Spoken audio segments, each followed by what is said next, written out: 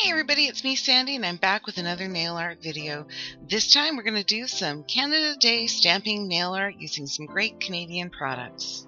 But before we get started, if I can just ask you to go down and hit that like button as well as subscribe and hit the post notification bell so you can find out when I upload a new video.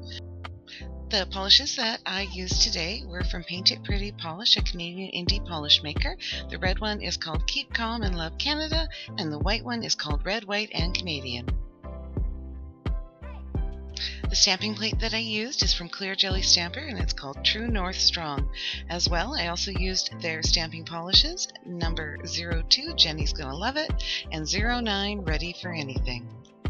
As always, I'm going to start off with a coat of my favorite base coat, Anchor by Zoya. Once that's all dry, I'll be back to start putting on some polish. So I started with Keep Calm and Love Canada and trying to make sure that I don't put it on my ring finger because that was where I wanted to put the Red, White, and Canadian. So I'm doing my thumb and my right hand off camera. I'm trying to change things up a little bit. Please let me know what you think down in the comments. If you think I should go back to the previous way or if you like this new streamlined approach. So next I'm grabbing Red, White, and Canadian, and I think I'm going to have to shake that one up a little bit better to get some of the chunkier glitters. But because I'm stamping, just having that linear glitter, like the small glitter pieces, is just perfect. So I'm going to go and finish up the rest of my nails off camera and I will be back for coat number 2. So now I'm back putting on that second coat, and I did shake up Red, White, and Canadian a bit more before I threw it on there, but like I said, I just love how that looked. I think for stamping it's going to be just perfect. Now for that second coat of Keep Calm and Love Canada, and I really love this polish. I wish you could see how those glitter pieces sparkle in person. They sure don't show up like that on camera. It's basically got a really nice holographic sheen to it. I wasn't expecting it to be holographic, but oh my goodness, the rainbow prisms are gorgeous. So once that was all dry, I put on a coat of Seche Vite Quick Dry Top Coat.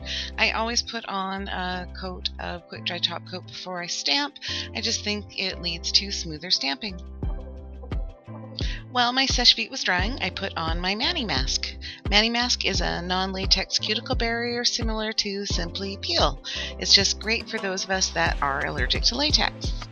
I do also use cuticle tape like Clean Cuticle, but this is much easier to use and much more cost effective. I put it on in a thin coat first, and then I put a bit of a thicker coat on afterwards to make sure that it peels off nice and evenly, and this seems to really work for me.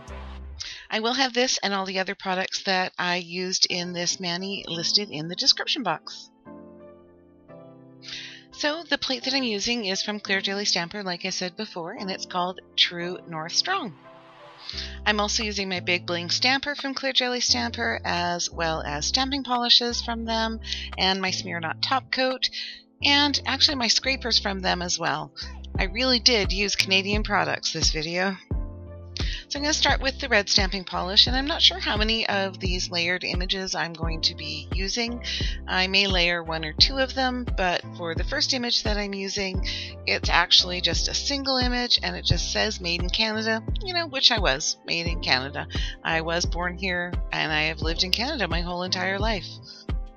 So after putting some stamping polish on the plate, I just kind of scrape it off gently at about a 45-degree angle and then roll the stamper on to pick up the image.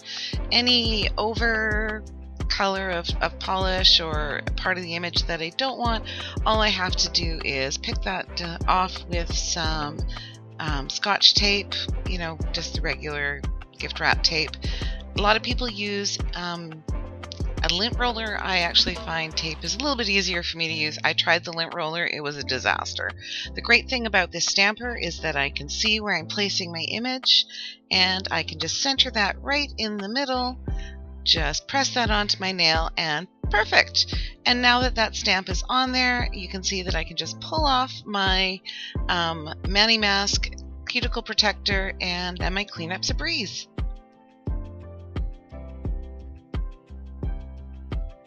So because I also want to do the next image I'm going to do in red, I am going to layer it by putting a white circle underneath the image because it is going on a red polished nail.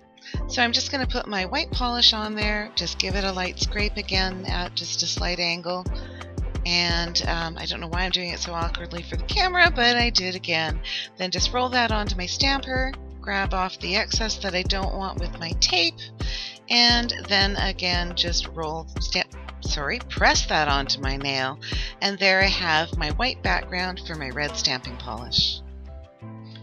Once I've cleaned off my plate and I've picked up the image that I want to put over that white circle with my red polish, I will put it onto my stamper, and then because I can see through that clear stamper, I can put that image exactly where I want it. Well, I could put it exactly where I wanted it if I could see properly. Oh, can't wait for those new glasses that are coming any day now. So once I'd done the rest of my stamping off camera, sorry, didn't want to be repetitive, I did put on my Smear Not top coat from Clear Jelly Stamper, and I do know that there are a few non-smear stamping top coats out there. Whichever one you prefer, go with it. It does work a lot easier than some of just, like if I were to use Seche Vite right on top of here, I would probably smear it even if I didn't drag my bristles. I have had issues with it in the past, and I just find that using this top coat specifically meant for stamping works the best for me. So here is my completed Canada Day Mani, and I think it turned out really well. Yeah, I went a little crazy with stamping, but I usually do. So I hope that you enjoyed this video, and if you did, if you could please go down and give it a huge thumbs up, as well as subscribe and hit the post notification bell so you can find out when I upload a new video. Thank you so much for watching, and have a great day.